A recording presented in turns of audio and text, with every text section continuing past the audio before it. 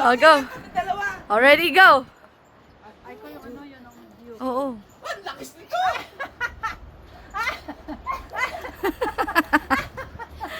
Yes!